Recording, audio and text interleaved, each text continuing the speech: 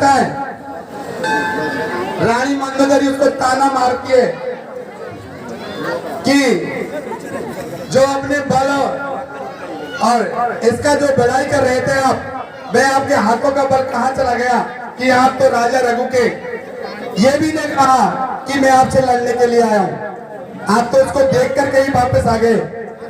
इस प्रकार के जब अपनी धर्मपत्नी से ही ताना सुनते हैं रावण, तो वापस लंका से अवधपुरी में चला जाता है और अवधपुरी में जाकर के अवधपुरी के महलों में उत्पात मचाना शुरू कर देते हैं।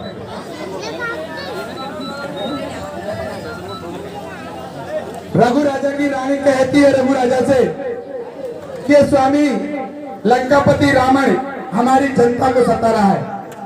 रघु कहता है कि ये ब्राह्मण है और ब्राह्मण हमारे कुल के आराध्य देव है, मैं इससे नहीं लड़ सकता। लेकिन राजा रघु की रानी कहती है कि आपके आराध्य देव बाद में, सर्वोपरि यानी सबसे पहला हमारा धर्म है कि हमारी जनता की रक्षा करना, और ये पापी रावण इस अवधपुर की जनता को सता रहा है, दुख दे रहा है।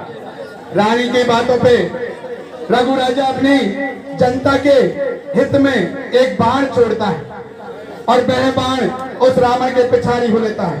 जैसे ही बाण को देखता है रावण तो घबरा जाता है और उस बाण को देखकर के डर के मारे लंका की ओर फिर वापस भागने लगता है। लेकिन वह बाण उसका पीछा नहीं छोड़ता है।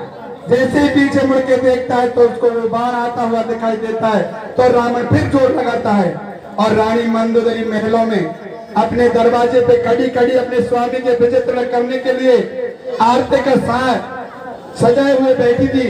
लेकिन रानी मंदोदरी के पास में वो रावण नहीं रुकता है, सीधा महलों में जाकर के छिप जाता है। रानी मंदोदरी समझती है कि कुछ ना कुछ विपदा आन पड़ी है और वह पीछे पीछे रावण के महलों में जाकर के कहती है, स्वामी क्या हुआ? कि ये बाद में बताऊंगा क्या हुआ, पहले बाहर जाकर के देख कि कोई आपको नहीं रहा है। सजनों, रानी मंदोदरी अपने महलों से बाहर जाकर के देखती है तो क्या पाती है, अपने एक सुड्डा के माध्यम से आप सुनिए।